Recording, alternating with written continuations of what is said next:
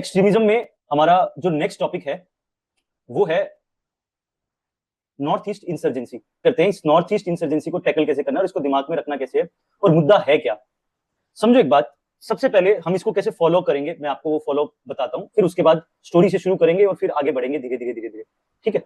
सबसे पहले जो सबसे ज्यादा दिक्कत मैंने स्टूडेंट्स को देखी है इस टॉपिक के अंदर, जो मेरा ऑब्जर्वेशन है, ठीक है, और आसपास लोगों में भी देखी कि कौन सी दिक्कत है। पहली बात, उनको नॉर्थ ईस्ट ही याद नहीं है। मतलब नॉर्थ ईस्ट इंसर्जेंसी पढ़ रहे हैं लेकिन नॉर्थ ईस्ट का मैप ही दिमाग में नहीं है कि कौन सा कहां पे बॉर्डर लग रहा है, क्या नहीं है, ठीक है, कौन सा स्टेट है। सबसे बड़ी दिक्कत ये मैंने एक फेस होती हुई देखी है। और मेरा ये सबसे ज्यादा मानना एनालिसिस है कि अगर हमें पहले बेसिक ज्योग्राफी पता है तो ही हम एनालिसिस पार्ट पे जा सकते हैं। बिफोर ज्योग्राफी कुछ भी नहीं है, कोई फायदा नहीं है इस टॉपिक को आगे समझने का और करने का। फिर तुम्हें एक इली कॉन्सेप्ट ELI, ठीक है, पूरा जो नॉर्थ ईस्ट इंसर्जेंसी है वो इली पे है, ELI, ठीक है, ये वर्ड को हमें समझना है। तो आज ये इली को समझेंगे कि ये इली ही है सब कुछ। तो ये इली वर्ड याद रखो, कभी भी नॉर्थ ईस्ट को दिमाग में रखना है। सिर्फ ये 3 वर्ड वेरी इंपॉर्टेंट है, इस पे हम डिस्कशन करेंगे। उसके बाद इसी को मुद्दे को बहुत एलोबरेट तरीके से समझेंगे। फिर एक एक स्टेट के जो है वो मुद्दे समझेंगे कि क्या क्या प्रॉब्लम है, क्या क्या इश्यूज है, अभी तक उन पे क्या काम हुआ है, करंट स्टेटस क्या है, और फिर हम वे फॉरवर्ड की ओर जाएंगे। इसके अलावा एक टॉपिक है आफ्स्पा, ठीक है, उसको भी हम लास्ट में जो है वो डिस्कस करेंगे। Fine with this? ओवरव्यू समझ आया कि कैसे हम इसको प्रोसीड करने वाले हैं। सबसे पहले मैं ज्योग्राफी से शुरू करता हूं। नॉर्थ ईस्ट इंसर्जेंसी को समझने से पहले आपको ज्योग्राफी समझनी बहुत जरूरी है।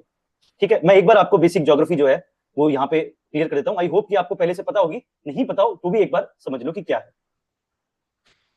अगर बात करें बॉर्डर की, ठीक है, लगभग पूरा जो बॉर्डर है, ये जो आपको जो बॉर्डर दिख रहा है नॉर्थ ईस्ट का, ये बॉर्डर है, ठीक है, 99% जो बॉर्डर है नॉर्थ ईस्ट का वो इंटरनेशनल बॉर्डर है। सबसे पहली बात आपको ये दिमाग में रखना है कि जितना भी ये बॉर्डर है, पूरा बॉर्डर नॉर्थ ईस्ट का पूरा बॉर्डर, इसका 99% जो हिस्सा है, अराउंड 99% जो हिस्सा है वो इंटरनेशनल बॉर्डर ही है।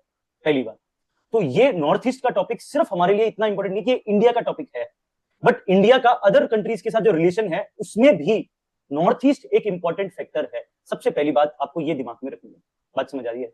अब जिन जिन कंट्रीज के साथ हमारे जो है वो एक तरीके से यहाँ पे बाउंड्रीज लग रही है, ज्योग्राफी लग रही है नॉर्थ ईस्ट की, उन सभी कंट्रीज के साथ जो रिलेशन है उसमें एक फैक्टर हमेशा नॉर्थ ईस्ट आएगा। ये बात समझ आ रही है? ये बात क्लियर है? ठीक है, तो हम बॉर्डर मैनेजमेंट में थोड़ा सा जब बॉर्डर इश्यूज देखेंगे तो थोड़ा और ज्यादा आपको नॉर्थ ईस्ट उस टाइम और ज्यादा समझ आएगा। मैं नहीं कह रहा कि अभी पूरा प्रॉपर तैयार हो जाएगा, बिकॉज बॉर्डर मैनेजमेंट में भी कुछ टॉपिक्स है कि चाइना कौन कौन से नॉर्थ ईस्ट के एरिया में जो है वो एक तरीके से अपने क्लेम कर रहा है, ठीक है, म्यांमार का क्या इशू है बॉर्डर एरिया। तो आपको इसको बॉर्डर एरिया के साथ जो है इस टॉपिक को हमेशा जो है वो साथ में रखना है। मैं कोशिश करूंगा कि अगला टॉपिक जो है वो बॉर्डर एरिया पहले कंप्लीट कर दूं इस इंसर्जेंसी के बाद। इसके बाद एक फ्रेश माइंड रहेगा कि हाँ आपको कनेक्ट इसके साथ ही करना है। ये बात क्लियर है? ये बात क्लियर है तो एक बार थम्स अप कर दो कि सबसे इंपॉर्टेंट आपको नॉर्थ ईस्ट तब समझ आएगा, ओवरऑल तब समझ आएगा तो आपको बॉर्डर एरियाज बहुत अच्छे से समझ। क्लियर है? मैं एक बार थोड़ा सा आपको हल्का सा हाईलाइट दे देता हूं। ठीक है, मैं थोड़ा सा हिस्टोरिकल बताता हूं। ये जो एरिया आपको दिख रहा है, ठीक है, north east means Sikkim, Sikkim plus 7 sisters. ठीक है, ये हम नॉर्थ ईस्ट की बात कर रहे हैं। नॉर्थ ईस्ट में सिर्फ नॉर्थ ईस्ट स्टेट्स नहीं, सिक्किम भी है एंड जो है 7 सिस्टर्स। हम मुद्दा जो है वो 7 सिस्टर्स में ही है, सिक्किम में ऐसा कुछ नहीं है, कोई मुद्दा नहीं है, तो हम उसको कोई डिस्कस नहीं करेंगे। बट नॉर्थ ईस्ट में हम सिक्किम प्लस 7 सिस्टर्स की बात यहाँ पे कर रहे हैं। पहली चीज तो ये दिमाग में रखनी है। दूसरी चीज जो आपको दिमाग में रखनी है कि हिस्टोरिकली अगर मैं बात करूं इस मैप की अगर मैं हिस्टोरिकली बात करूं तो यहाँ पे सिर्फ एक ही स्टेट था।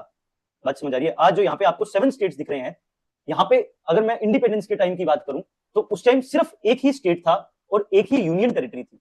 Only 1 state and 1 union territory. बात समझ आ रही है? वो स्टेट था असम।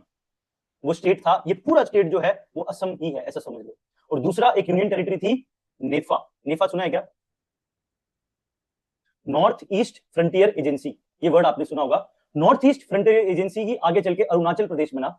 ठीक है, और अरुणाचल प्रदेश बनने के बाद फिर जो है असम में भी फर्दर जो बाइफर्केशन हुआ, फिर उसके बाद जो है ये 7 स्टेट्स जो है आपको आज जो विजिबल है, इसके पीछे की कहानी है। इतना ही दिमाग में रखना है कि इंडिपेंडेंस के टाइम में, बिफोर इंडिपेंडेंस, जो हमारा मेन गेम था यहाँ पे, ओनली एक ही स्टेट था असम प्लस नेफा। नेफा मतलब North East Frontier Agency. North East Frontier Agency ही आगे चल के बनी आपका अरुणाचल प्रदेश। ये बात क्लियर है यहां तक? आई होप आपको क्लियर होगी। पहली चीज मैंने नेफा और हिस्टोरिकल बताया आपको कि यहाँ पे क्या है। अब सेकंड बात मैं क्या कहना चाह रहा हूँ, सेकंड बात मैं जो कहना चाह रहा हूँ वो ये कहना चाह रहा हूँ कि ये जितने भी स्टेट्स है, ठीक है, अरुणाचल है, असम है, नागालैंड है, ठीक है, मणिपुर है, मिजोरम है, त्रिपुरा है, मेघालय है, जितने भी स्टेट्स है, ठीक है, इनमें प्रॉब्लम जो है वो लगभग मतलब शुरू से ही है, जब से ये एग्जिस्टिंग है तब से ही प्रॉब्लम है, लेकिन उन प्रॉब्लम को हमेशा सप्रेस किया गया है। ठीक है, उन प्रॉब्लम्स को हम आगे जाके डिस्कस करेंगे, बट उससे पहले थोड़ा सा एक बार हम यहाँ पे बॉर्डरिंग कंट्रीज की बात कर लेते हैं कि बॉर्डरिंग कंट्रीज कौन कौन सी यहाँ पे लगती है।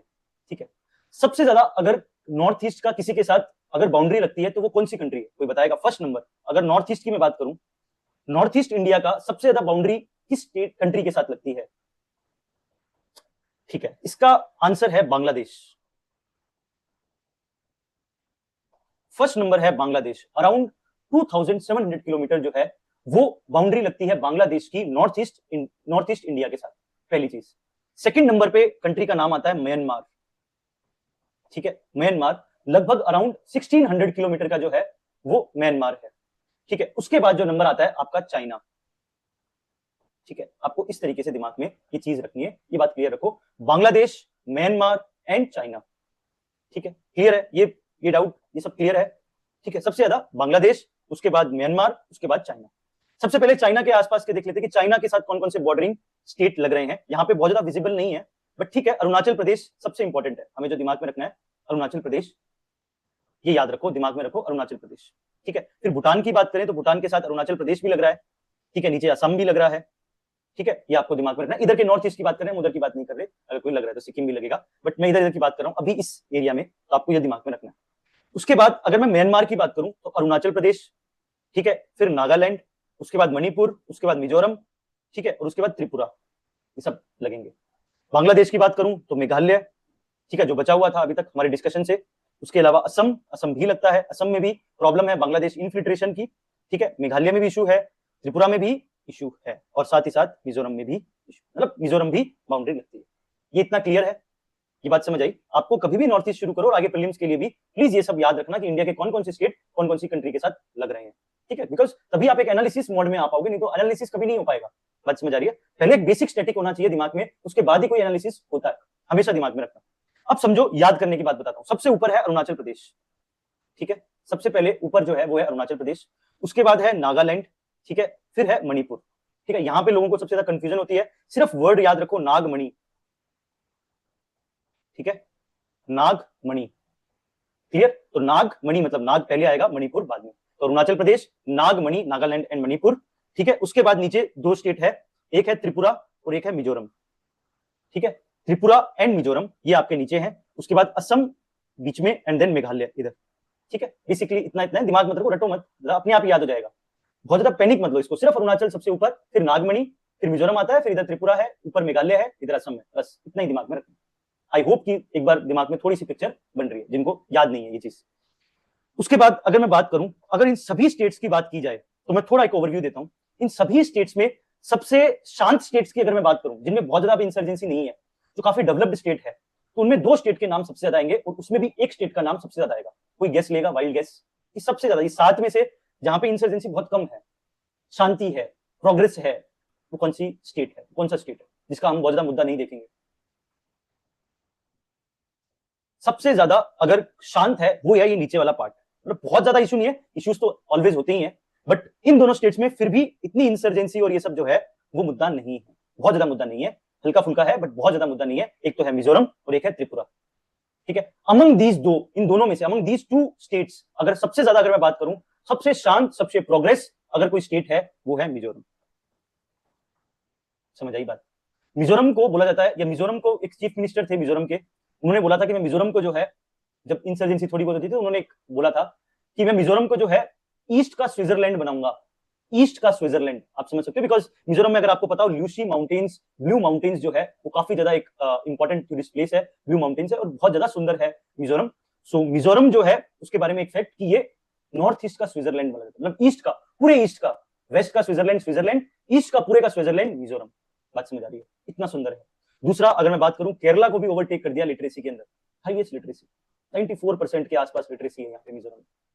इतना डेवलप्ड प्रोग्रेसिव स्टेट है। ठीक है, इंसर्जेंसी एक बार जब छोड़ दी उसके बाद कभी उस गलियां में, उन गलियों में कभी गया ही नहीं मिजोरम, हमेशा प्रोग्रेस की ओर आगे बढ़ा है। तो अगर मैं सब 7 स्टेट्स की बात करूं, उसमें मिजोरम त्रिपुरा शांत, उसमें भी मिजोरम सबसे ज्यादा शांत है। ये बात हमें पता होनी चाहिए।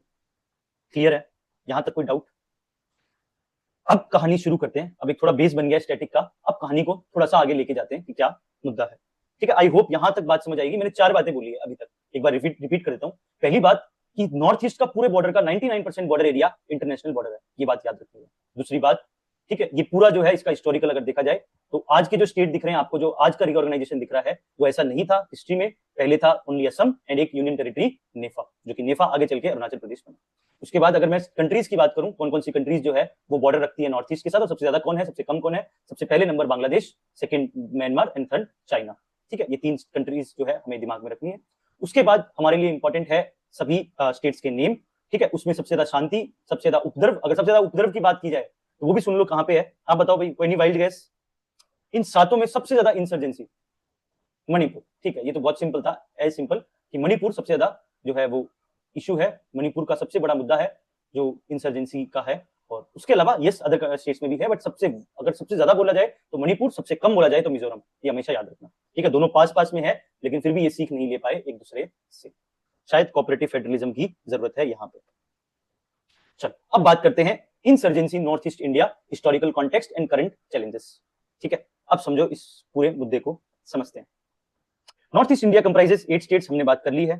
ठीक है, bounded by Tibet, Nepal, Bhutan, Myanmar, Bangladesh. ठीक है, एंड चाइना ऑल्सो। तिब्बत है यहाँ पे, अब तिब्बत दिमाग में रखो, वैसे तिब्बत है बट चाइना क्लेम करता है तिब्बत को, तो आपको भी पता है हम चाइना पे भी यहाँ पे कर सकते हैं। ठीक है, this region has witnessed insurgency since 1950s। The security situation has improved significantly since 2014। ठीक है, 2014 के तो बात पता ही है। ठीक है, देश आजादी इस टाइम हुआ है, with 2019 and 20 recording the lowest insurgency incident in 2 decades compared to 2014 insurgency incident decrease by 80% इन 2024। ये बात तो काबिल तारीफ है कि लगभग 2014 के बाद 2024 तक इंसर्जेंसी ड्रॉप डाउन हुई है लगभग 80%। ये फैक्ट आपको याद रखना है। फाइन विद दिस, सिर्फ इस पीपीटी से एक फैक्ट याद रखना है कि इंसर्जेंसी नॉर्थ ईस्ट की कितनी ड्रॉप डाउन हुई, 80% हो गई लगभग 2014 से 24 के बीच में।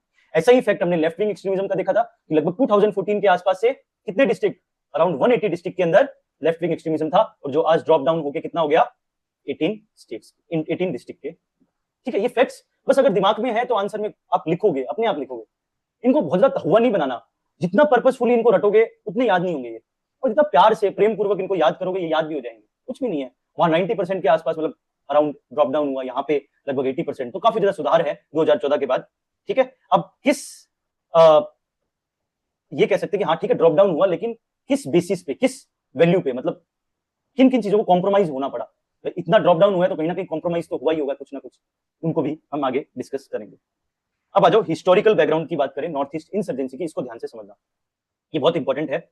ठीक है, अगर मैं प्री इंडिपेंडेंस एरा की बात करूं, अगर हम बात करें प्री इंडिपेंडेंस एरा की, तो उस टाइम नॉर्थ ईस्ट को कैसे ट्रीट किया जाता था, 2 लाइन या 3 लाइन में आपको बात याद रखनी है। कितनी लाइन में, 2 या 3 लाइन का मुद्दा है कि बिफोर इंडिपेंडेंस नॉर्थ ईस्ट को ट्रीट कैसे किया जाता। आप मॉडर्न हिस्ट्री में पढ़ते हो, बट जस्ट 2 या 3 लाइन में आपको दिमाग में होना चाहिए। एक तो इंटरफेरेंस काफी कम था। ठीक है, tribal group constitute the majority population with British generally referring from the interfering in their affair. तो लेस इंटरफेरेंस, बहुत ही कम इंटरफेरेंस जो है, आपको एक वर्ड याद रखना है। दूसरा, यहाँ पे इनको स्पेशल एडमिनिस्ट्रेटिव स्टेटस दिया गया था, स्पेशल एडमिनिस्ट्रेटिव स्टेटस। ठीक है, कि आप अपने हिसाब से एडमिनिस्ट्रेशन करो, हम आप में दिमाग नहीं लगाएंगे ज्यादा, आपको जैसे समझ आ रहा है वैसे एडमिनिस्ट्रेट करो अपनी एरिया को। तो less interference, special administrative status, and सबसे इंपॉर्टेंट जो हमें याद रखना है, जो आज भी एक मुद्दा है, मतलब कह सकते हैं कि काफी ज्यादा नॉर्थ ईस्ट को मेन स्ट्रीम से अलग करने में, देखो फायदा भी है कोई चीज का और किसी चीज का नुकसान भी है। ठीक है, फायदा भी है, ये नहीं कह रहा क्रिश्चियन मिशनरीज ने जो आज मिजोरम की लिटरेसी है इतनी ज्यादा, उसका एक मेजर कारण है क्रिश्चियन मिशनरीज। ठीक है, उन्होंने बहुत वहां पे डेवलप किया है। ठीक है, नागालैंड में भी किया है और किया है, बट वही बात है कि कोई ना कोई तो वैल्यू पे किया होगा, कुछ ना कुछ तो लिया होगा, तभी तो कुछ दिया होगा। बात समझ आ रही है? ठीक है, तो यस, कोई भी चीज के पॉजिटिव भी होते हैं प्लस नेगेटिव भी होते हैं। तो Christian missionaries introduce modern ideas isolating north east from the mainland India. बात समझ आ रही है? ये एक थ्योरी है। ठीक है, कई बार ये होता है कि मतलब एक थ्योरी है, मैं बहुत सिंपल लैंग्वेज में अगर उस थ्योरी को एक लाइन में अगर समझाऊं, होता क्या है कि कोई भी स्टेट है, कोई भी रीजन है, कोई भी कंट्री है, ठीक है, वहां पे वेव्स जो है वो अलग अलग टाइप की आती है, अलग अलग टाइम पे कोई चीज की वेव आती है। तो उसके कारण क्या होता है, कोई चीज को एग्जिस्टेंस होने लग जाता है। जैसे मॉडर्निटी बहुत जल्दी आ गई नॉर्थ ईस्ट में, लेकिन शायद जो मेनलैंड इंडिया था उस टाइम ट्रेडिशनली ही था। बात समझ आ रही है?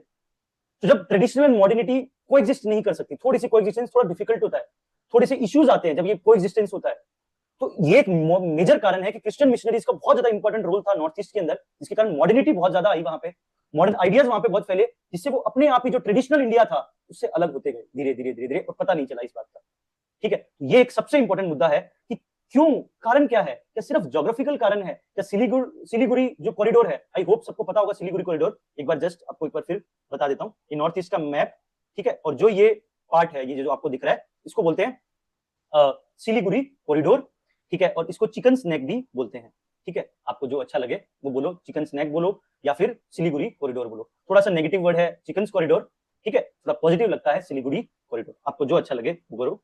तो ज्योग्राफिकली तो एक बैरियर है ही, ज्योग्राफिकली एक सबसे इंपॉर्टेंट जो दोनों main stream India and north east के बीच में एक बैरियर है ही, वो ज्योग्राफिकल है सिलीगुड़ी कॉरिडोर, बट एक कल्चरल फैक्टर भी है कि यहाँ पे मॉडर्निटी है, यहाँ पे ट्रेडिशनलिज्म उस समय था, इसके कारण ये मॉडर्निटी एग्जिस्ट नहीं कर पाई, कोएग्जिस्ट नहीं कर पाई इस ट्रेडिशनल के साथ, ट्रेडिशनल इंडिया के साथ, तो शायद एक तरीके से कहीं ना कहीं वो अपने आप को एलियनेट फील कर रहे थे, मेन स्ट्रीम सोसाइटी से अलग हिस्सा मान रहे थे, बात समझ आ रही है, और शायद यही एक कारण है कि वो एक अलग कंट्रीज, जितने भी स्टेट है लगभग एक अपने आप में एक अलग कंट्री की मांग जो है वो करते रहे हैं, बिकॉज कभी उनको फीलिंग ही नहीं आया, वो बात समझ आ रहा है। अगर मैं इंडिपेंडेंस की बात करूं तो इंडिपेंडेंस के अंदर ये ब्रिटिशर्स ने इनको बिल्कुल आइसोलेट करके रखा था, ठीक है, जो भी फ्रीडम स्ट्रगल था वो पूरा नॉर्थ इंडिया में हो रहा था, ठीक है, बहुत ही कम कंट्रीब्यूशन, बहुत ही कम जो है इन्फ्लुएंस था नॉर्थ ईस्ट के अंदर, उनको कभी वो सेंस ऑफ फीलिंग ही नहीं आई, वो इंडिपेंडेंस की फीलिंग ही नहीं आई, because they are already independent, बात समझ आ रही है, ये फैक्टर समझ आ रहा है आपको, दे आर ऑलरेडी इंडिपेंडेंट, वो तो पहले से ही इंडिपेंडेंट थे, उनके अंदर वैसे भी इंटरफेरेंस नहीं था मौजूदा ब्रिटिशर्स का, बात समझ आ रही है, क्रिश्चियन मिशनरीज वहां पे डेवलपमेंट कर रहे थे, ठीक है, जो हरासमेंट एक्सप्लॉइटेशन जो ब्रिटिश का था वो बहुत ज्यादा नॉर्थ इंडिया की तरफ और साउथ इंडिया की तरफ ज्यादा था, तो शायद आज भी साउथ इंडिया नॉर्थ इंडिया जो है उस फ्रीडम स्ट्रगल को याद करते हैं, ठीक है, बट नॉर्थ ईस्ट में ये नहीं कह रहा उनका कंट्रीब्यूशन नहीं है, असम से भी कंट्रीब्यूशन है, सब जगह से कंट्रीब्यूशन है, बट उतना नहीं है, मतलब एक रिलेटिव सेंस की बात करूं उतना ज्यादा वो फीलिंग नहीं है, सेंस ऑफ फीलिंग फ्रीडम की नहीं है, बिकॉज दे आर ऑलरेडी थोड़ा सा फ्रीडम मिथ था, ये बात समझ आ रही है, तो एक बहुत बड़ा कारण है, यही एक सबसे बड़ा कारण है कि ये कल्चरली जो है मेन स्ट्रीम इंडिया से थोड़े से अलग रहे, और इसमें ब्रिटिशर्स का बहुत बड़ा रोल रहा है। फाइन विद दिस, यहां तक ये बात समझ आई, ये एनालिसिस सबको समझ आया, यहाँ पे दो ही बातें याद रखनी है, role of Christian missionaries and Britishers, ठीक है, एक बात ये याद रखना है, और इसके कारण कैसे एक मेन स्ट्रीम इंडिया और नॉर्थ ईस्ट के बीच में जो बैरियर है, जो एक बैरियर बन गया, जो आज तक बोला जाता है कि दोनों एक दूसरे से मतलब काफी घुल मिल नहीं पाए, उसके पीछे सिर्फ ज्योग्राफिकल फैक्टर नहीं है, there are also some cultural factors are also there. Fine with this, यहां तक किसी को डाउट हो तो बोलो, क्लियर है, थम्स अप कर दो एक बार कि हाँ भाई यहां तक तो हमें बात क्लियर है। नेक्स्ट आते हैं पोस्ट इंडिपेंडेंस एरा, उसके बाद क्या हुआ, उसके बाद इंडिया ने क्या अप्रोच अपनाई, ठीक है, देश ने क्या अप्रोच अपनाई उसको समझो। India face the challenge of unifying princely states, ठीक है, including north east, integration efforts often face resistance and resentment, ठीक है, क्योंकि ये अलग थे, ये वही बात है कि जैसे मान लो, जैसे वो नहीं होता, मैं बहुत सिंपल लैंग्वेज में बताऊं कि मान लो दो घर है, ठीक है, मान लो कि एक फैमिली है, ठीक है, फैमिली में मम्मी है, पापा है और बेटा है, ठीक है, बेटे की शादी हुई, ठीक है, ये तीनों साथ में रहते थे घर में, बेटे की शादी हुई और बेटे की शादी होने के बाद बहू भी की एंट्री हो गई, ठीक है, अब बहू की एंट्री हुई, मान लो लड़का जो है वो जॉब करता है कहीं दूसरे सिटी के अंदर, ठीक है, अब 1 साल 1.5 साल जो है वो हस्बैंड वाइफ एक अलग घर में रह रहे हैं, ठीक है, अब तब तक ये भी जो है मम्मी पापा बूढ़े हो जाते हैं, ठीक है, तो अब सोचते हैं कि चलो एक घर में यहाँ पे शिफ्ट हो जाएं, अब जो 2 साल बहू जो इंडिपेंडेंट रही है थोड़ी सी, ठीक है, अब जो सासू ससुर जो भी है XYZ इन लॉज है, उनका यहाँ पे आना, उस घर में रहना, थोड़ा सा एडजस्टमेंट बड़ा दिक्कत होता है, ये और नो, ये बात, या तो शुरू से ही ऐसा हो जाए कि एक जॉइंट फैमिली में रहे तो शायद धीरे धीरे एडजस्ट करके फैमिली में, लेकिन एक बार आजादी रही हुई है, थोड़ी फ्रीडम मिली हुई है, फ्रीडम है हल्की फुल्की, उसके बाद ये चीज हो तो फिर थोड़ी दिक्कत आती है ना, सेम यही है यहाँ पे नॉर्थ ईस्ट के साथ, बात समझ आ रही है, सेम वही केस कि इंडिया फेस यूनिफाइंग, ठीक है, और इंक्लूडिंग नॉर्थ ईस्ट के साथ ये थोड़ी दिक्कत थी, और वो कह रहे थे कि integration efforts often face resistance, हमें नहीं होना इंटीग्रेट, तुम जानो तुम्हारा, हम तो सही है, हमें कोई दिक्कत नहीं है बहुत ज्यादा है, सच बात समझ आ रही है, हम कह रहे हैं नहीं नहीं नहीं इंटीग्रेट हो जाओ, मतलब सास बहू मतलब सॉरी ससुर जी और सासू जी कह रहे हैं चलो चलो एक ही घर में रहते हैं, कि घर में रहते हैं, नहीं नहीं नहीं नहीं नहीं हम तो एक ही न्यूक्लियर फैमिली में ठीक है, हम दो हमारे दो में ही ठीक है, बात समझ आ रही है, ये एनालॉजी समझ आई, सेम यही एनालॉजी है, ऐसे एग्जांपल दिमाग में होगा, बस कहानी इतनी है, उससे ज्यादा कुछ नहीं है। Integration efforts often face resistance and resentment, Naga hill saw the beginning of insurgencies with NNC declaring independence in 1947, Nagaland से शुरू हुई, नागालैंड में एनएनसी एक ग्रुप है, एनएनसी, उसने कहा कि यार हम तो अलग रहेंगे, ठीक है, tribal feared losing their unique identity, ठीक है, बहू क्या सोच रही है कि उनकी यूनिक आइडेंटिटी चली जाएगी, ठीक है, वो आराम से 8 बजे उठ रही है, 8:30 बजे उठ रही है, ठीक है, उसके हस्बैंड शायद उसको बेड टी ला के दे रहे हैं, ठीक है, अब वो आजादी चली जाएगी यहाँ पे, अब उनकी यूनिक जो आइडेंटिटी है, यूनिक जो लाइफस्टाइल है वो चली जाएगी। समझ रहे हो बात? वो फियर एडमिस्ट इंटीग्रेशन एफर्ट, हम कह रहे हैं नहीं नहीं बेटा एक तरफ हो जाओ, एक घर में हो जाओ, एक चूल्हा जलेगा तो खर्चे भी कम लगेंगे, इधर से एक इंटीग्रेशन एफर्ट चल रहा है मेन इंडिया से, लेकिन वहां से बहुरानी कह रही नो अब नहीं, मेरी आजादी चली जाएगी। ठीक है, तो फिर वो जो है बीच में बलि का बकरा कौन बनता है? एज ऑलवेज आपको भी पता है और मुझे भी पता है। अब इश्यू समझते हैं state wise insurgency issues in north east India. ठीक है, स्टेट वाइज बात करते हैं, एक एक स्टेट की बात करते हैं। ठीक है, सबसे पहले असम की बात करते हैं, असम में क्या मुद्दा है।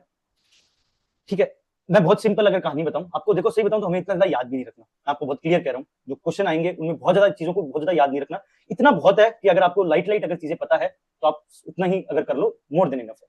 Fine with this? ठीक है, सबसे इंपॉर्टेंट है उल्फा, ये उल्फा वर्ड याद रखना, जब भी असम का याद करो उल्फा वर्ड याद होना चाहिए। देखो मैं जो जो काम की चीज है वही बताऊंगा कि वो याद होना चाहिए, वो आंसर्स में आएंगे, उल्फा आपका आना चाहिए। ठीक है, United liberation front of Assam, ठीक है, ये फॉर्म हुआ 1979 में, डिमांडिंग इंडिपेंडेंट असम। ठीक है, इंडिपेंडेंट असम की मांग जो है वो हो रही है। उससे पहले अगर मैं बात करूं, ये 1979 की अगर असम की बात है, इससे पहले मैं अगर थोड़ा सा आपको स्टेट रीऑर्गेनाइजेशन बताऊं, थोड़ा सा उसको भी समझ लो। ठीक है, सबसे पहले 1963 में, मैं सिर्फ अभी नॉर्थ ईस्ट की बात कर रहा हूं, नॉर्थ ईस्ट में नागालैंड जो है वो स्टेट बन गया था। ठीक है, असम से अलग होके नागालैंड जो है वो 1963 या हाँ 63 या 66, आई थिंक 63। ठीक है, नागालैंड जो है वो बन गया। उसके बाद हमारे लिए इंपॉर्टेंट है 1972।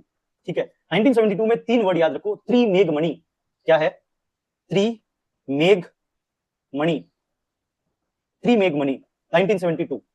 ठीक है, त्रिपुरा, मेघालय, मणिपुर, ये तीनों भी अलग हो गए। ठीक है, ये नागालैंड ने शुरू की बात, नॉर्थ ईस्ट में पहला स्टेट जो असम से अलग हुआ, जो एग्जिस्टिंग असम था उससे नागालैंड अलग हुआ। ठीक है, उनको अपना कल्चर अलग लगा, उनको लगा कि हम असम में एक साथ में नहीं रह सकते, बिकॉज मैं इसका कारण भी बता देता हूं कि क्यों ये अलग हुए, अलग अलग स्टेट। असम जब वो पूरा असम था तो उसमें डोमिनेंस था असमीज पीपल का, असमीज कल्चर का। बात समझ आ रही है? पूरे एरिया के अंदर असमीज कल्चर का जो है वो डोमिनेंस था। अब ये कह रहे हैं कि नागालैंड वाला कह रहे हैं भाई हम तो अलग से है, हमारी यूनिक आइडेंटिटी है। ठीक है, मैं 8:30 बजे उठती हूँ, ठीक है, नागालैंड कह रहा है। ठीक है, फिर त्रिपुरा वाली कह रही है कि भाई नहीं मैं तो भैया 10 बजे उठती हूँ, तो मैं तो बिल्कुल नहीं। वो एक अंदर ही अंदर जो है अलग अलग, त्रिपुरा, मेघालय, मणिपुर, ये सब अलग होते हैं। Assamese language impose on them, yes वही बात है। असमीज कल्चर जो है, कल्चर मतलब लैंग्वेज, सो जो कल्चर है वही डोमिनेंट था, असम का डोमिनेंस बहुत ज्यादा था पूरे में एग्जिस्टिंग, और धीरे धीरे उनको ऐसा लगा कि they feel alienated and then धीरे धीरे धीरे अलग होने लग गए। बस आपको इतनी ही लाइन याद रखनी है, उसके अलावा कोई भी हमें बहुत ज्यादा कहानी को याद नहीं करना। ठीक है, त्रि मेघ मणि याद रखो, त्रिपुरा, मेघालय, मणिपुर। तो आप समझो कि अभी तक असम के अंदर ये जब तक ये उल्फा बना उससे पहले असम से 4 स्टेट तो बन ही गए थे, नागालैंड बन गया, त्रिपुरा बन गया, मेघालय बन गया, मणिपुर बन गया। बात समझ आ रही है? ये सब बन गए। अब ये उल्फा बना, अब ये कह रहा है कि हमें तो एक इंडिपेंडेंट स्टेट बनाओ असम। बिल्कुल, ना कोई बॉर्डर ना कोई बात, हमें अलग इंडिपेंडेंट कैसे बन जाएगा भाई इंडिपेंडेंट, बताओ? बीच में एक असम है और वो इंडिपेंडेंस की मांग कर रहा है, हमें तो अलग कर दो इंडिया से पूरे से। बात समझ आ रही है? और तुम समझो ये उल्फा की डिमांड अगर 1979, वैसे ही इस टाइम पे नॉर्थ ईस्ट में रीजनल एस्पिरेशन बहुत पीक पे थे, क्योंकि नागालैंड एक अलग स्टेट बन चुका था, त्रिपुरा, मेघालय, मणिपुर ये सब भी बन चुके थे, तो एक पीक पे था। उस टाइम अगर कोई स्टेट अगर मांग कर ले कि यार हमें तो अलग ही होना है भाई, मैं तो बिल्कुल अलग ही घर में रहूंगी, बात समझ आ रही है, वो उस टाइप का असम अगर कर दे, तो अगर मान लो घर में 3 बहुएं हैं एग्जाम्पल, या 4 बहुएं हैं, ठीक है, एक बहू है तो चलो चल जाएगा, एक बहू है अगर उसने मांग कर दिया और उसको अलग जो है वो कर दिया, उसके बाद अदर बहुएं भी डिमांड करेगी, बेटे भी डिमांड कर सकते हैं। बहू बेटे यहाँ पे मैं वो नहीं कर रहा, बट एक जस्ट इंडियन टिपिकल फैमिली की टाइप की जो मैं कहानी है, सास बहू की स्टोरी, उसमें बता रहा हूँ जिससे आपको चीजें याद रहे। ठीक है, मेरा कोई मतलब नहीं है यहाँ पे, मेरे को मतलब नहीं है सास बहू की कहानी से, बट मीन है just to understand this things, बहुत सिंपल लैंग्वेज में, ज्यादा दिमाग नहीं लगाना हमें कि यार एक मांग करेगा तो दिक्कत हो जाएगी, और एक की मांग पूरी कर दी तो अदर की मांग पूरी करनी पड़ेगी। बात समझ आ रही है? एक सास एक बहू की अगर बात मान ली, बहू बेटे की बात मान ली, तो दूसरे बहू बेटे की भी मांग माननी पड़ेगी। इंडिया गवर्नमेंट के सामने सबसे बड़ा इशू यही था कि असम यहाँ पे मांग कर रहा है अलग, demanding independent Assam, independent Assam, independent Assam. अगर इसको दे दिया तो पूरा नॉर्थ ईस्ट गया, यस और नो? बात समझ आ रही है? अगर इसको दे दिया पूरा का पूरा नॉर्थ ईस्ट गया भाई, एक गया उसके बाद धीरे धीरे धीरे धीरे धीरे यही सेम स्टोरी आपकी स्टेट रीऑर्गेनाइजेशन की थी। जब आप पॉलिटिकल साइंस में पढ़ोगे, स्टेट रीऑर्गेनाइजेशन का कॉन्सेप्ट हुआ क्या था, एक स्टेट ने मांग की थी कि हमें स्टेट रीऑर्गेनाइजेशन करो on the basis of language. वो स्टेट था, वो स्टेट कौन सा था? आंध्र प्रदेश। विशाल आंध्रा मूवमेंट हुआ, 40 श्री रामालू, ठीक है, उन्होंने स्ट्राइक की, 56 डे की स्ट्राइक हुई। स्ट्राइक होने के बाद पहला जो है वो अलग स्टेट बना आंध्र प्रदेश। एक स्टेट बना नहीं, उसके बाद देखो लाइन लग गई स्टेट रीऑर्गेनाइजेशन की। बात समझ आ रही है? इधर आंध्रा बना, उसके बाद गुजरात, मुंबई, ये महाराष्ट्र, ये अलग हो गए, उसके बाद नागालैंड इधर अलग हो गया, फिर पंजाब, हरियाणा, ये सब अलग हो गए। ठीक है, फिर इधर अगर मैं बात करूं, फिर त्रि मेघ मणि, ये त्रिपुरा, मेघालय, मणिपुर 1972। फिर 87 में बात करूं तो अरुणाचल प्रदेश, ठीक है, और मिजोरम, ये अलग हो गए। उसके बाद अगर मैं बात करूं 2000 की, तो आपके छत्तीसगढ़, ठीक है, झारखंड, ये सब अलग हो गए, बात समझ रही, उत्तराखंड अलग हो गए। उसके बाद 2014 में आपका तेलंगाना, ये अलग हो गया। और अभी भी कितनी सारी मांग हो रही है, कोई विदर्भा चाह रहा है महाराष्ट्र के अंदर, ठीक है, कोई हरित प्रदेश चाह रहा है उत्तर प्रदेश के अंदर, ठीक है, कोई जो है आपका वेस्ट बंगाल के अंदर अगर मैं बोलूं तो जो ऊपर दार्जिलिंग वाला एरिया है, ठीक है, वो एक अलग स्टेट मांग रहा है। असम के अंदर बोडोलैंड की मांग हो रही है, ठीक है। उसके अलावा बिहार के अंदर मिथिला प्रदेश, पिछले ही साल राबड़ी देवी और वो बेटी उनकी जो भी है, मिथिला प्रदेश की बातें हो रही है, मिथिला प्रदेश। तो बात समझ आ रही है कि एक से शुरू हुआ, ऐसे ना ताश के पत्तों की तरह जो है ये डिमांड शुरू हो जाती है। एक बहू को दे दिया, बेटे को अलग कर दिया, सब बहू बेटों को अलग करना पड़ेगा। आजादी तो सबको चाहिए, आजादी आजादी, बात समझ आ रही। सेम वही सिस्टम है, अगर असम को दे दिया तो यहाँ पे इंडिया गवर्नमेंट के लिए, इंडियन गवर्नमेंट के लिए असम के अंदर अकॉर्ड करना सबसे इंपॉर्टेंट था। Assam accord is the most important उस समय के लिए, सबसे बड़ी चीज। अगर असम अकॉर्ड होता है तो बाकी सब भी शांत कर सकते हैं कि भैया अकॉर्ड ही होंगे, उससे ज्यादा ज्यादा दिमाग मत लगाओ। बात समझ आ रही है, ऊपर नीचे रह सकते हैं, ठीक है, और तुम कह दो कि एक अलग घर रहे, ठीक है, मैं उस एरिया में रहूंगी, तुम इस एरिया में रहो, ऐसा नहीं चलेगा। बात समझ आ रही है, इतनी ही ऑटोनॉमी मिल सकती है कि हाँ भाई तुम सामने वाले घर में रह लो, ऊपर वाले एक फ्लोर ले लो, ठीक है, इतना हो सकता है। बात समझ आ रही है, सेम वही चीज यहाँ पे।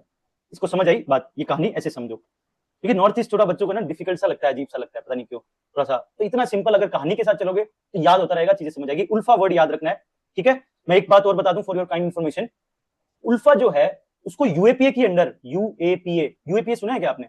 मैंने कोई बात की है इसकी,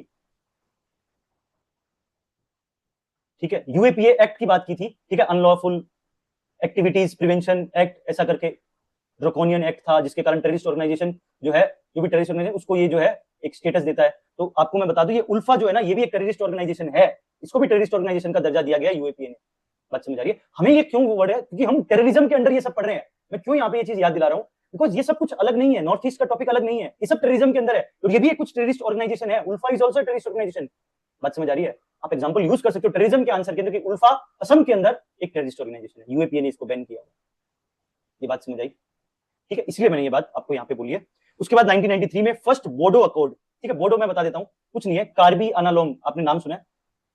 ये असम है, ठीक है, ये असम है। असम का जो नीचे वाला हिस्सा है, ठीक है, वहां पे दो पंगे हैं, कार्बी अनालोंग, बोडोलैंड, ठीक है, वो अलग होना चाहते हैं। उनको हिली एरियाज है, काफी ज्यादा टिपिकल हिली एरियाज है, उनका कल्चर आइडेंटिटी सब अलग है, एथनिसिटी अलग है। वो चाहते हैं कि भैया जो मेन एरिया है उससे हमें अलग कर दो, क्योंकि एडमिनिस्ट्रेटिवली जो है शायद ऊपर का एरिया जो है, नॉर्थ का एरिया जो है वो काफी ज्यादा डेवलप है और है, तो थोड़ा सा डेवलपमेंट तो बोडोलैंड की मांग होती है। हमें एक ही लाइन में इतना याद रखना है, उससे ज्यादा कुछ भी याद नहीं रखना। बात समझ आई?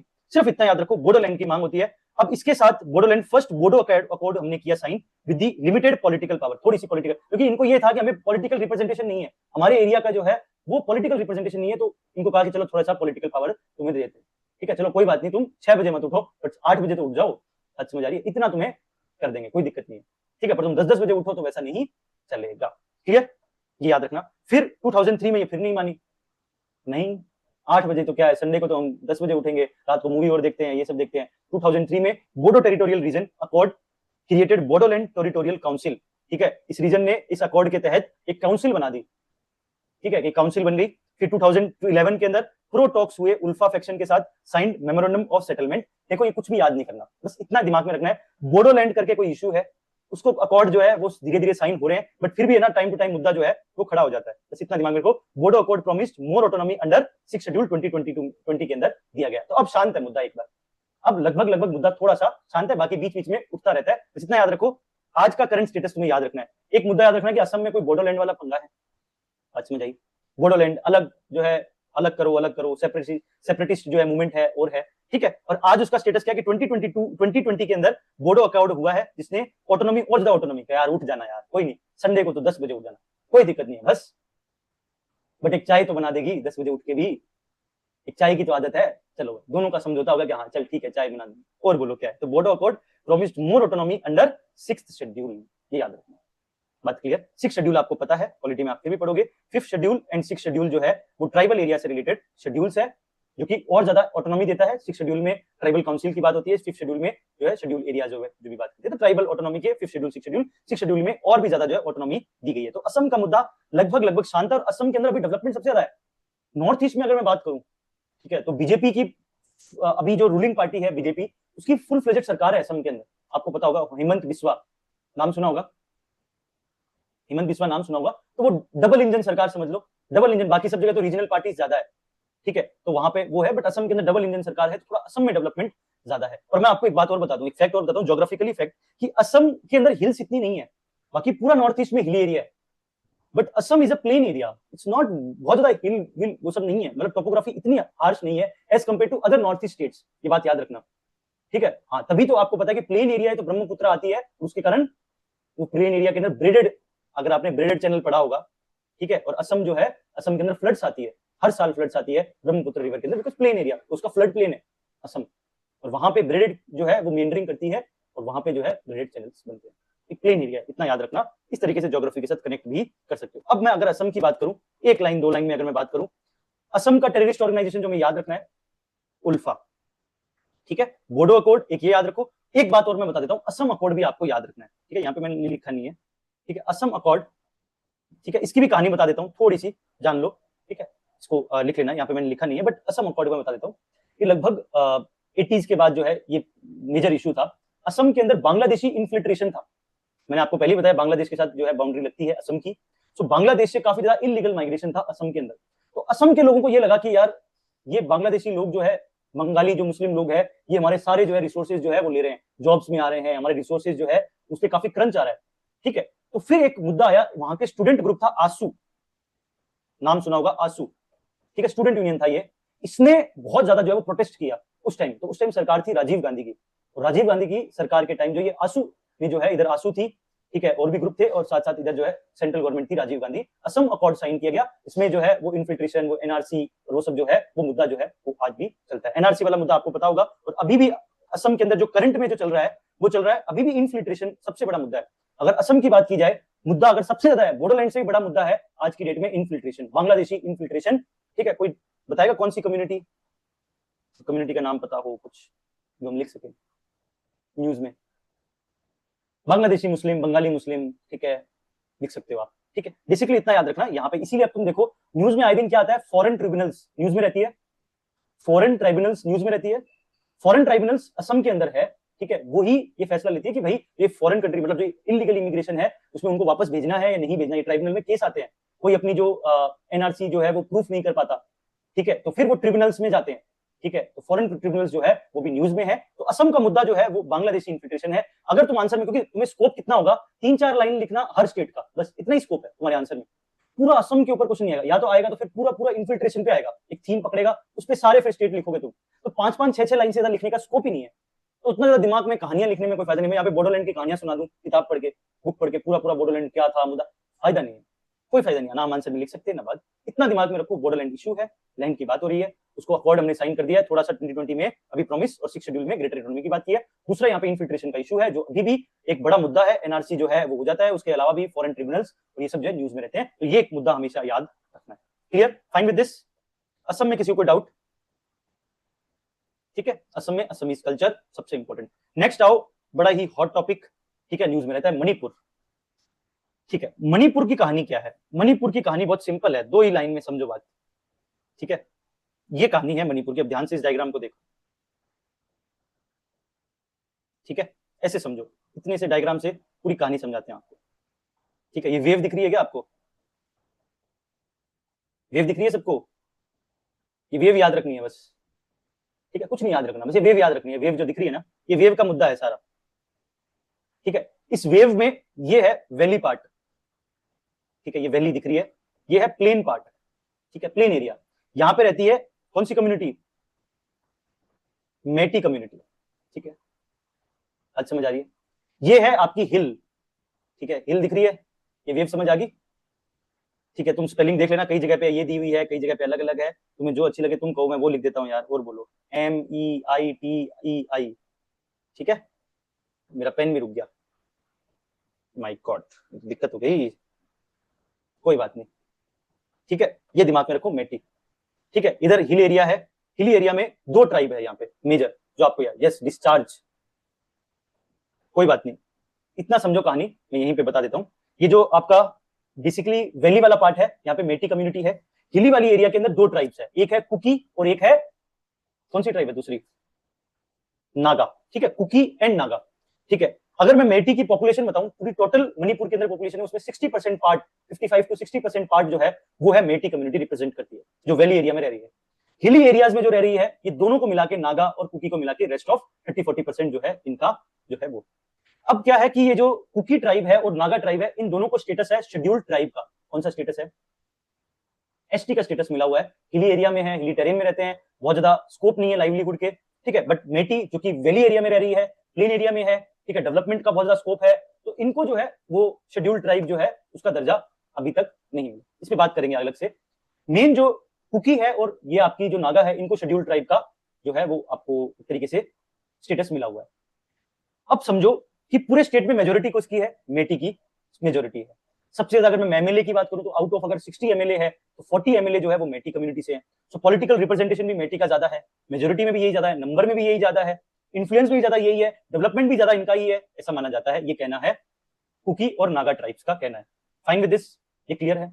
अब यहाँ के जो हाई कोर्ट है उन्होंने फैसला किया कि क्यों ना मेटी ट्राइब को भी शेड्यूल ट्राइब का दर्जा दे दिया जाए। बस मुद्दा यहीं से शुरू हुआ।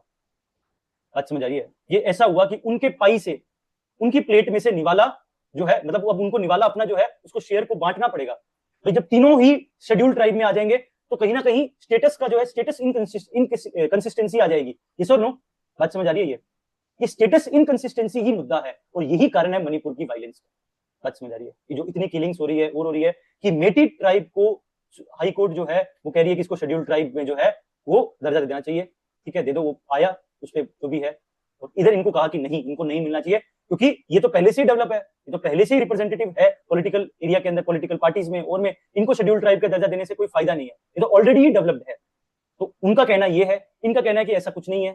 ठीक है, अभी हमें भी और डेवलप करने की, ग्रो करने की जरूरत है। सीधी सी बात है, कोई भी अपना पावर, अपने स्टेटस अगर मिल रहा है शेड्यूल ट्राइब का तो लेना ही चाहिए, और इनका दबदबा भी।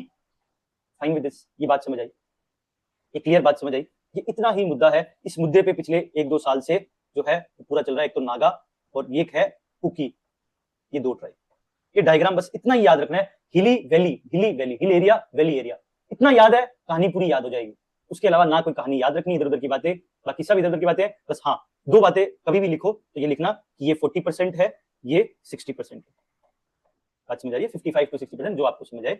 ठीक है, अब मुद्दा क्या है? अब यहाँ पे बहुत दिनों से वायलेंस चल रहा है, यही मुद्दा है। अब देखो, एक मैंने आपको एक वर्ड बोला था, इली वर्ड, ELI। बात समझ आ रही है? ये वर्ड समझ आ रहा है? सारा गेम यही है, यहाँ पे जो लड़ाई है वो सब यही है। एक तो ई से मतलब है एथनिसिटी, एल से मतलब है लैंड, ठीक है, और आई का मतलब है इनफिल्ट्रेशन। बात समझ आ रही है? पूरे नॉर्थ ईस्ट को अगर 3 वर्ड में दिमाग में समझ आ जाए कि मुद्दा क्या है, ठीक है, आप इनफिल्ट्रेशन भी लिख सकते हो, और एक वर्ड और आई का एक और मुद्दा मैं बता सकता हूं, आइडेंटिटी का इशू। ठीक है, एक आइडेंटिटी, एक इनफिल्ट्रेशन, ठीक है, एक लैंड, इनकी लैंड, इनकी जमीन, जल जंगीन जमीन वाली पूरा मुद्दा, और एक इनकी एथनिसिटी। पूरा मुद्दा नॉर्थ ईस्ट का यही है। कभी भी नॉर्थ ईस्ट को समझना हो बस ये इली वर्ड याद रखो, ELI, ELI। ठीक है, आई के दो मतलब, एल और ई, ये अगर याद है तो आपको मेजर मुद्दा समझ आ जाएगा। यहां पे भी आइडेंटिटी का ही मुद्दा है, आप समझ रहे हो? एथनिसिटी का ही मुद्दा है, नहीं है लैंड का ही मुद्दा है, नहीं है। तीनों मुद्दे हैं यहाँ पे देखने को मिल रहे हैं। एथनिसिटी का, दो ethnic community, Kuki versus Meitei, Kuki versus Meitei, ठीक है, नागा इतना नहीं है इंपॉर्टेंट, बहुत ज्यादा नहीं है, बट कुकी वर्सेस मेटी, एथनिसिटी। दूसरा लैंड, जमीन, अरे हमें भी वैली एरिया में आने दो, यहाँ हमारा भी डेवलपमेंट चाहिए, हम हिली एरियाज में है, मतलब डेवलपमेंट कहीं ना कहीं, इस बात को समझो। आई मतलब आइडेंटिटी क्राइसिस, आइडेंटिटी इशू। ठीक है, यहाँ पे इन्फिल्ट्रेशन नहीं बैठेगा, बहुत ज्यादा इन्फिल्ट्रेशन वाला नहीं है, बट हाँ मेन मुद्दा है आइडेंटिटी का। यहाँ पे ये 3 वर्ड याद है, 3 पॉइंट्स आप लिख सकते हो। आपको 3 पॉइंट्स यहां से मिल गए, उसके बाद कहानी बना दी, एक डायग्राम बना दिया, ठीक है, इशू को समझा दिया थोड़ा सा, और ये मणिपुर का इशू अभी है। अब इस पे चल क्या रहा है वो समझो। हाँ अर्पित बोलो।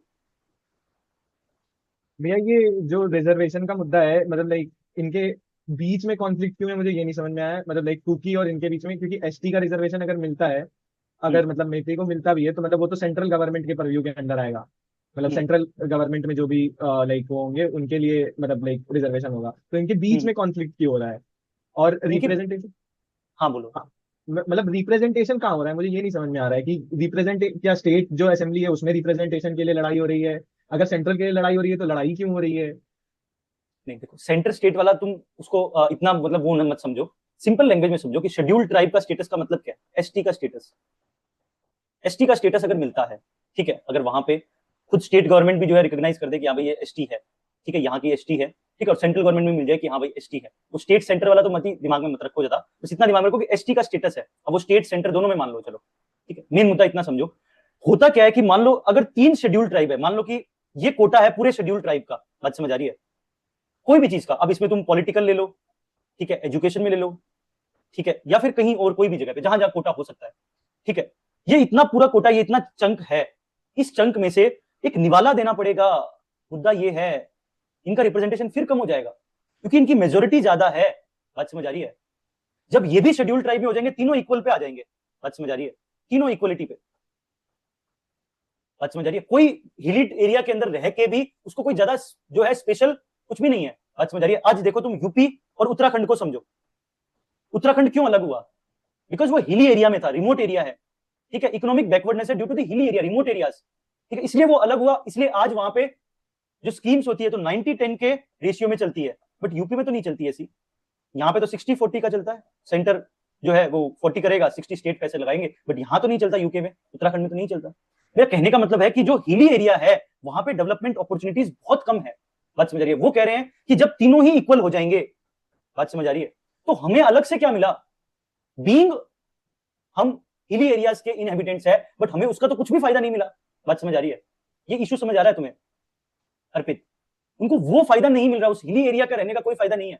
सब तीनों बराबर हो गए, अब हर चीजों में तीनों शेयर करेंगे, हर चीज में, एजुकेशन में भी तीनों शेयर करेंगे, और शेयर भी इनका ही ज्यादा होगा मेथी का, बिकॉज इनकी मेजोरिटी है, इनकी पॉपुलेशन भी ज्यादा है, तो उनका शेयर कम हो गया, इनका शेयर बढ़ गया। अब मुद्दा समझ आया अर्पित।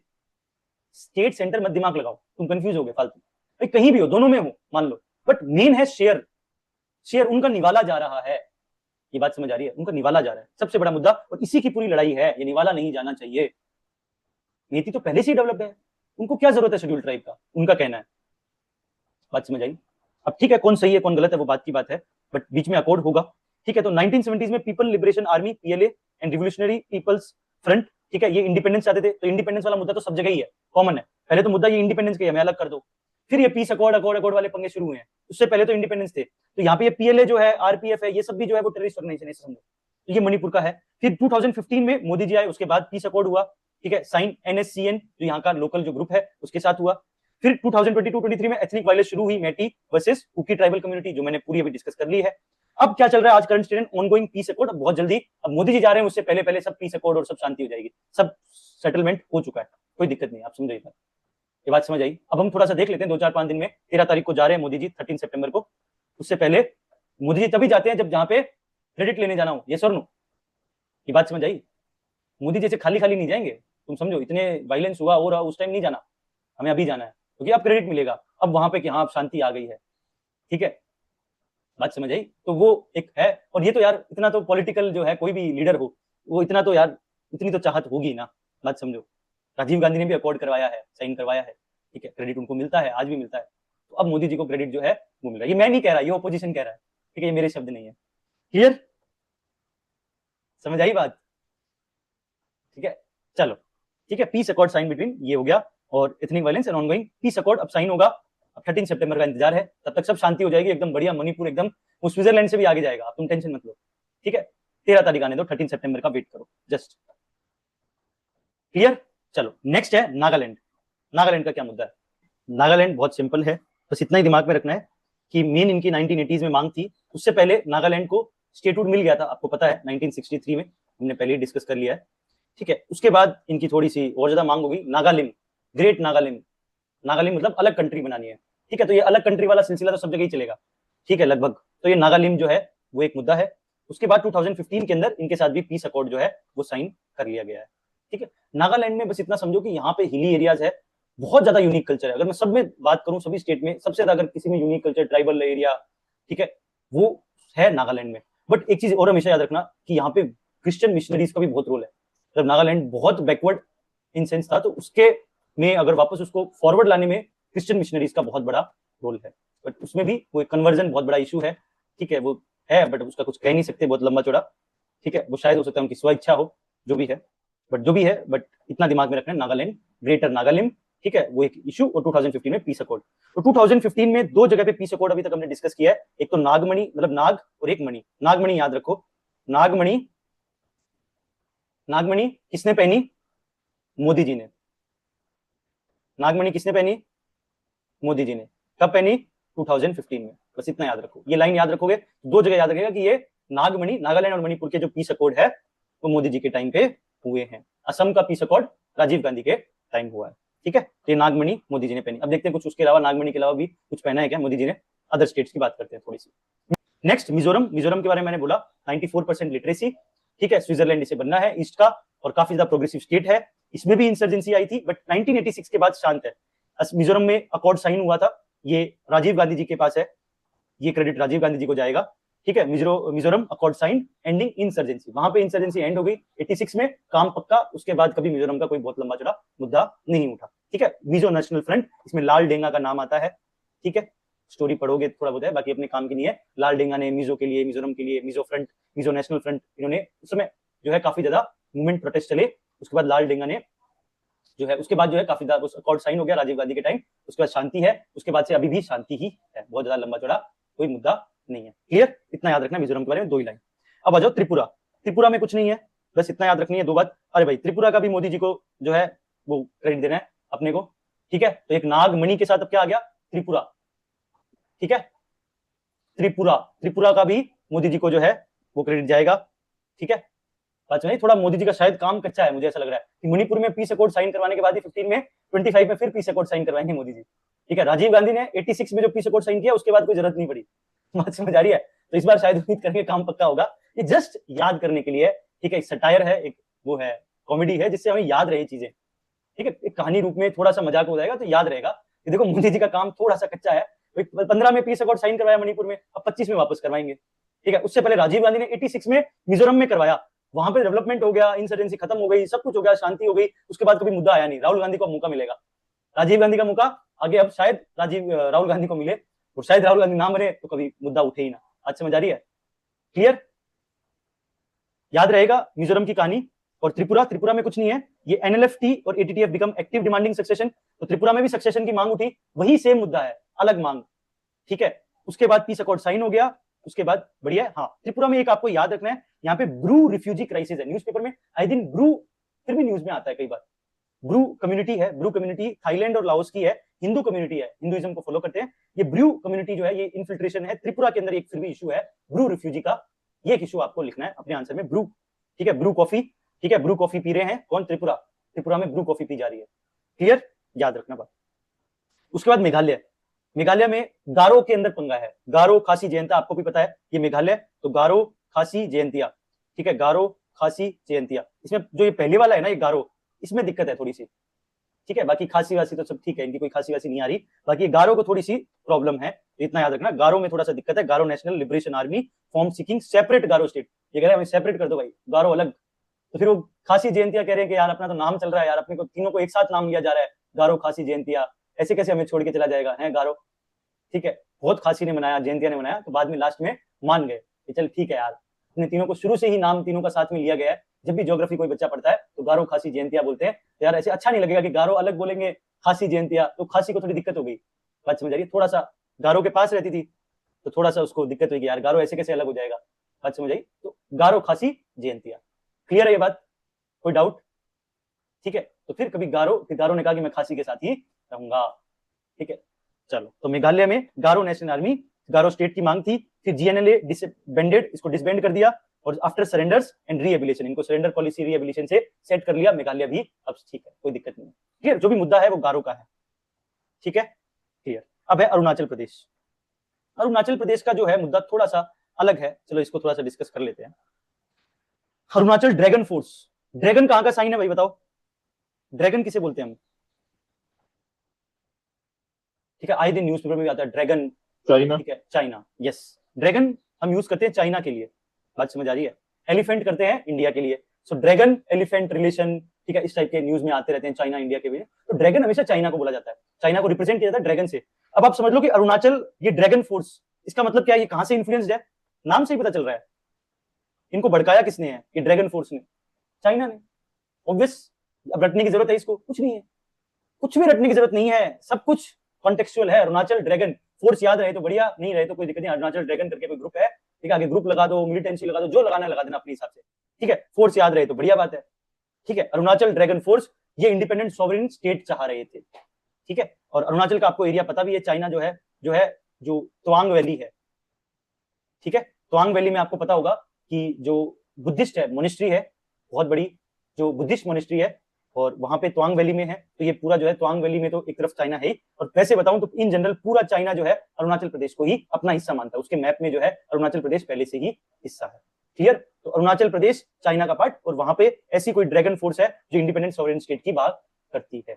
तो इंडिया को सबसे ज्यादा खतरा है, अगर नॉर्थ ईस्ट में खतरा है, चाइना इन्फ्लुएंस अगर देखा जाए, वो सबसे ज्यादा है अरुणाचल प्रदेश में। ये बात समझ आई। और वहां पे कौन सी फोर्स है? Arunachal dragon force, independent sovereign state की मांग है, क्लियर।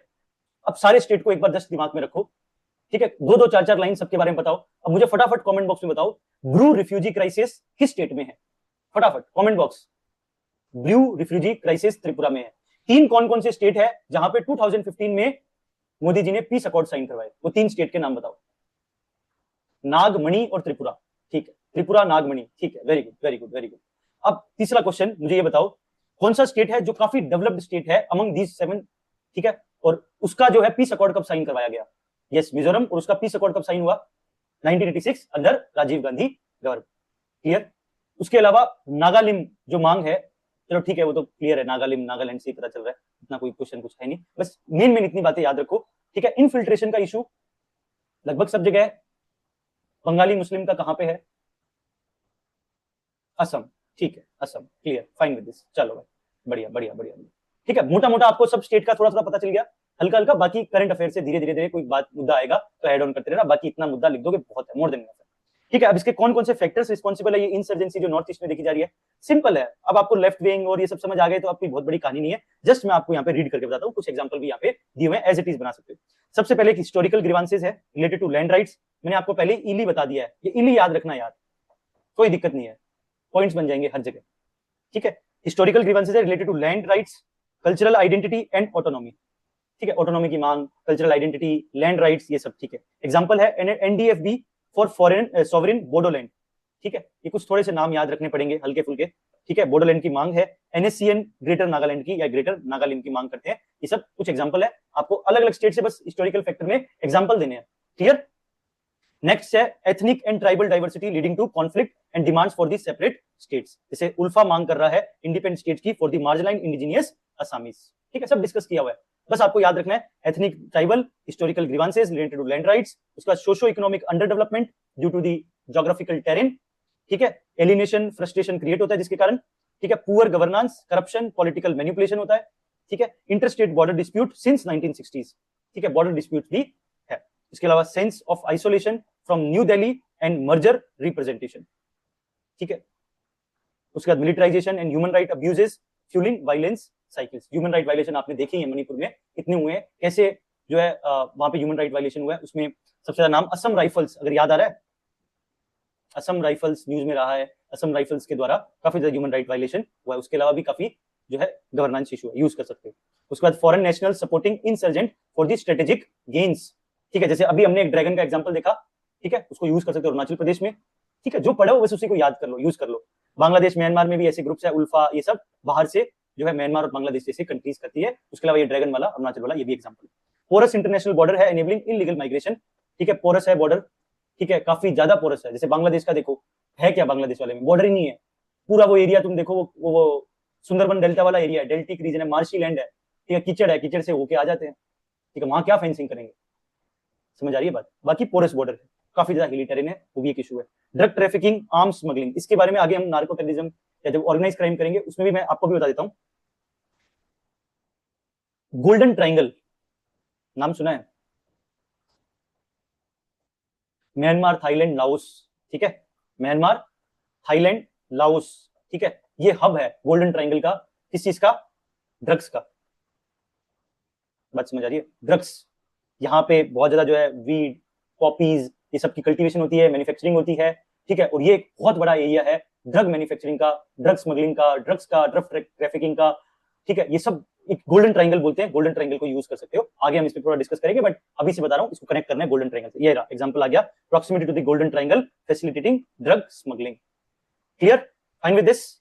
ठीक है, बहुत सिंपल है, कुछ भी नहीं है, आपको बस इनको दिमाग में रखने हैं। जस्ट फैक्टर्स, अंडर डेवलपमेंट, वही घिसी-पिटी बातें हैं यार, कुछ नहीं है। कॉन्सेप्ट अगर क्लियर है तो कोई दिक्कत नहीं है। अब इसके कारण इसका इंसर्जेंसी का इंपैक्ट क्या है? Human cost, loss of human lives. आप देख रहे हो मणिपुर के अंदर क्या हो रहा है, एग्जांपल यूज कर सकते हो, कोई भी फैक्ट आपके सामने हो। डिस्प्लेसमेंट, तो डेवलपमेंट इंड्यूस्ड डिस्प्लेसमेंट, चाहे वो प्रोजेक्ट्स हो, कई बार असम में प्रोजेक्ट आते हैं, कई और आते हैं। अभी भी न्यूज में कोई प्रोजेक्ट है, ठीक है, मुझे नाम याद नहीं आ रहा जस्ट, बट काफी ऐसे डिस्प्लेसमेंट जो है वहां पे होते हैं असम में और में, ठीक है। ये भी होता है, जैसे असम बोडो इंसर्जेंसी का मेन कारण है mass displacement of civilians creating internal refugee crisis as seen in Assam Bodo insurgency. उसके बाद development, hindered investment, infrastructure development है ही नहीं, ठीक है, स्पेशली नागालैंड। उसके बाद सोशल डिवीजन, एथनिक टेंशन, वो आप एग्जांपल यूज कर सकते हो इसका। ये societal features like example Meitei versus Kuki, ठीक है। त्रिपुरा में भी ऐसा है, tribal versus non tribal community के बीच में। क्लियर, इन एग्जांपल्स को आप यूज कर सकते हैं। Role of identity politics in north east insurgency, इसमें आइडेंटिटी पॉलिटिक्स का क्या रोल है, ये एक सेपरेट थीम है। मैंने आपको पहले ही बोला आइडेंटिटी क्राइसिस है, यहाँ पे आइडेंटिटी का इशू है। मैं नागालैंड, मेरे को नागालैंड की आइडेंटिटी है, कोई कह रहा है मुझे मेटी आइडेंटिटी का गर्व है, कोई कह रहा है मुझे कुकी का है, ठीक है। किसी को नॉर्थ ईस्ट की फीलिंग नहीं है, किसी में इंडिया की बात नहीं है। अच्छा, मुझे सबको अपनी आइडेंटिटी की पड़ी है। जब सबको अपनी अपनी आइडेंटिटी की पड़ी है तो इंटीग्रेशन, ब्रदरहुड, यूनिटी, इंटेग्रिटी, ये सब एक बहुत दूर की बात है। तो इंसर्जेंसी का मेन कारण है आइडेंटिटी, हमारी आइडेंटिटी, खुद की आइडेंटिटी। हम इंपॉर्टेंट है, कुकी इंपॉर्टेंट है, देश इंपॉर्टेंट नहीं है, कुकी इंपॉर्टेंट है, मेटी इंपॉर्टेंट है, देश इंपॉर्टेंट बाद में है, गारो इंपॉर्टेंट है, नागालैंड इंपॉर्टेंट है। बात समझ आ रही है?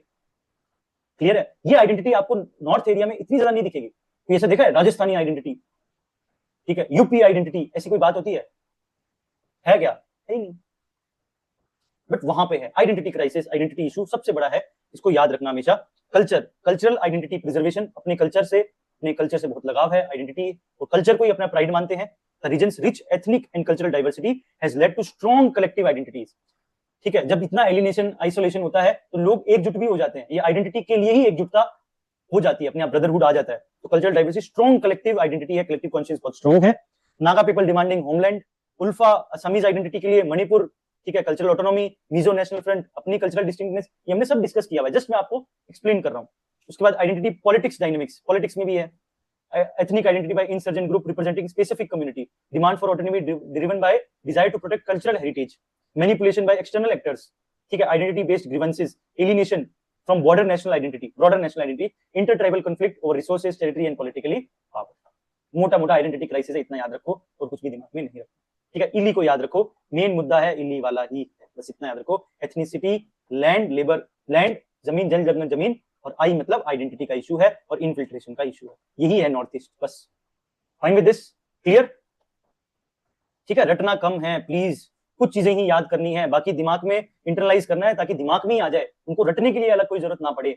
मेरा बार बार एक ही बात कहना है, क्योंकि बहुत चीजें रटनी है। जो GS3 है, GS2, GS1, ज्योग्राफी, इतना तामझाम, प्रीलिम्स, बहुत चीजें रटनी है। तो जो चीजें रटनी है उनको ही रटेंगे ना, जो चीज नहीं रटनी उसको ऐसे याद करो। क्लियर? अब गवर्नमेंट के क्या मेजर्स हो सकते हैं? सिंपल, वही same left wing extremism type ही है, कुछ अलग नहीं है, ठीक है। एडमिनिस्ट्रेटिव तरीके से आप क्या कर सकते हो, बस आपको एग्जांपल चाहिए अच्छे। जैसे आपको एक मिनिस्ट्री बनी हुई है नॉर्थ ईस्ट की, डेडिकेटेड एक मिनिस्ट्री है, ministry of development of north east region, ठीक है। ये एक एडमिनिस्ट्रेटिव फैसला लिया गया गवर्नमेंट से, तो एक मिनिस्ट्री है, सेपरेट मिनिस्ट्री है, आपको ये यूज करना आंसर में। नेक्स्ट, कॉन्स्टिट्यूशनल प्रोविजंस है लाइक आर्टिकल 244। उसके बाद ऑटोनॉमी है, ऑटोनोमस एडमिनिस्ट्रेटिव एरियाज है, 6 शेड्यूल आपको पता ही है, ये कॉन्स्टिट्यूशनल प्रोविजंस है। साथ में एक मिनिस्ट्री है, डेडिकेटेड मिनिस्ट्री है for the north eastern areas, ठीक है, वो नॉर्थ ईस्टर्न इश्यूज को जो है वो सॉल्व करती है, टैकल करती है। क्लियर? सिक्योरिटी में अगर मैं बात करूं, बॉर्डर एरिया, हम पता ही है, border area development programme like vibrant village programme आप यूज कर सकते हो, border area development programme use कर सकते हो, बॉर्डर एरिया में डेवलपमेंट करना बहुत जरूरी है। इंटरनेशनल कोऑपरेशन बहुत जरूरी है, ऑपरेशन सनराइज, ठीक है, जिसमें इंटरनेशनल कोऑपरेशन की बात हुई है। सिक्योरिटी फोर्सेस डिप्लॉयमेंट, ठीक है, काउंटर इंसर्जेंसी ऑपरेशन, ठीक है, ये भी सिक्योरिटी रिलेटेड कुछ है। उसके बाद पॉलिसी, एक्टिस्ट पॉलिसी, लुकिस्ट पॉलिसी, ये सब हमें पता है। इनर लाइन परमिट, आपको ये भी पता है, सबको इनर लाइन परमिट है। इनर लाइन परमिट मतलब क्या है? जैसे आप नॉर्थ ईस्ट में घूमने जाएंगे, जैसे मान लो आप मेघालय घूमने जाए, ठीक है, तो आप मेघालय जाओगे तो आपको इनर लाइन परमिट चाहिए कुछ एरियाज के अंदर, मान लो कुछ ट्राइबल एरियाज है, वहां पे आपको इनर लाइन परमिट पहले मिलेगा तो ही आप उन एरियाज में जा सकते हो।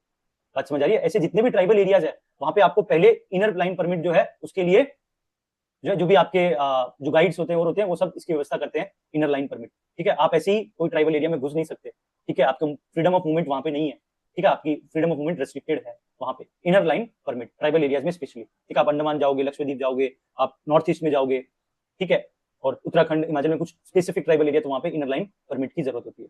फाइन विद दिस, ठीक है। उसके बाद peace agreements, Mizo accord, Bodo, हमने सब बात कर ली है। बोडो का कब हुआ पीस अकॉर्ड?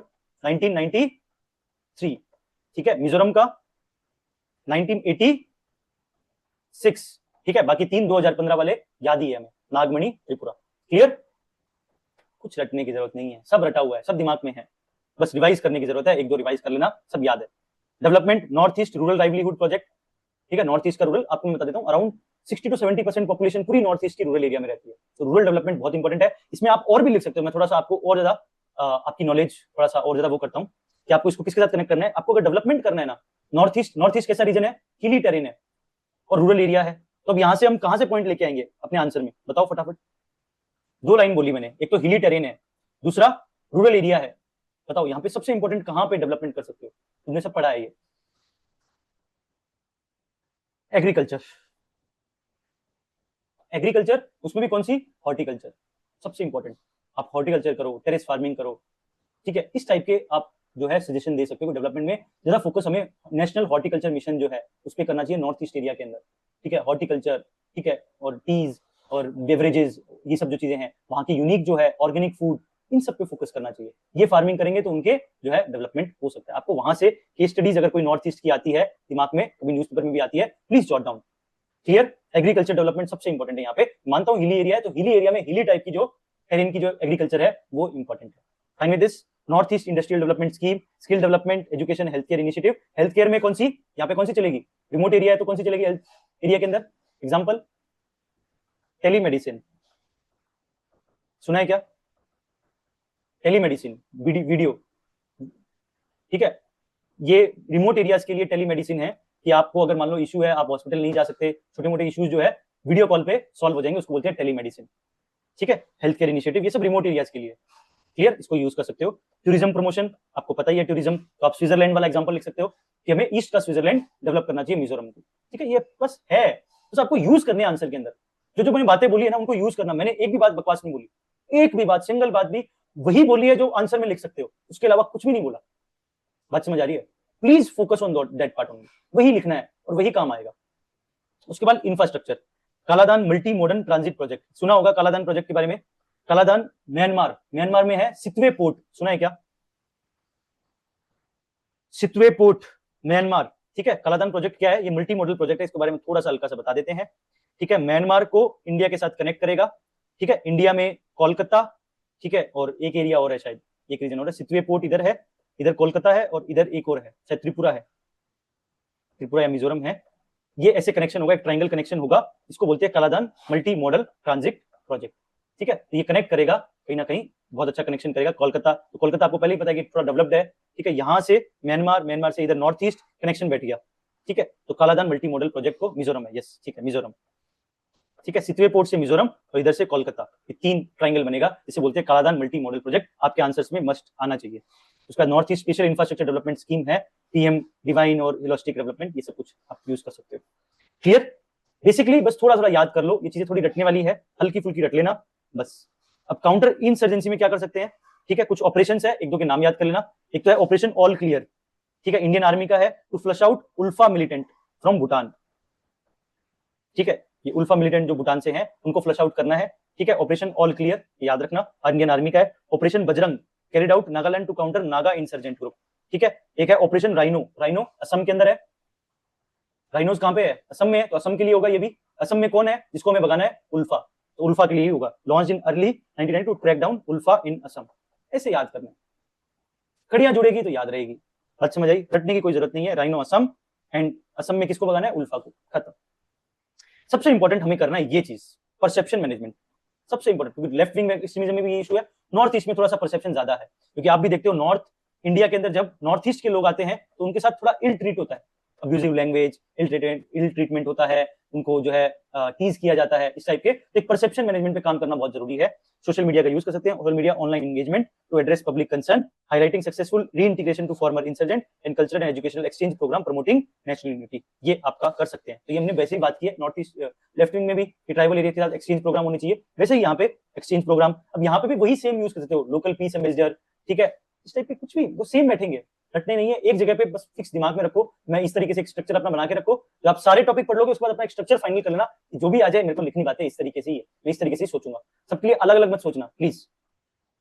फिर रीहेबिलिटेशन स्कीम्स है, सरेंडर वाली, तो सरेंडर वाली तो हमने पहली बात कर लिया, नॉर्थ ईस्ट लेफ्ट विंग में भी वही था, ठीक है। Vocational training for farmer insurgent, ठीक है, financial assistance, counselling and psychological support, ये सब हम कर सकते हैं, ठीक है। अब एक मुद्दा है आफ्सपा। आफ्सपा है armed forces special power act, इसको समझो थोड़ा सा, ठीक है, बस दो ही लाइन है उसके बाद खत्म हो जाएगा। Armed forces special power act, AFSPA कुछ भी नहीं है। आर्म फोर्सेस को जो है एक पावर दी गई है, स्पेशल पावर दी गई है एक एक्ट के थ्रू, उसको बोलते हैं आफ्सपा, ठीक है। ये कब से आया इसका थोड़ा बैकग्राउंड बता देते हैं। Originated from the British colonial ordinance 1942, quit India के टाइम से आया था ये, ठीक है। Current from enacted from 1958, Assam Manipur, ठीक है। Grant special power to armed forces in disturbed areas, ठीक है। Powers include arrest without warrant, ये अरेस्ट कर सकते हैं विदाउट अरेस्ट, ठीक है, सर्च कर सकते हैं without warrant and use of force, ठीक है। मतलब पूरी फोर्स को इनको आर्मी को जो है वो पूरा जो है,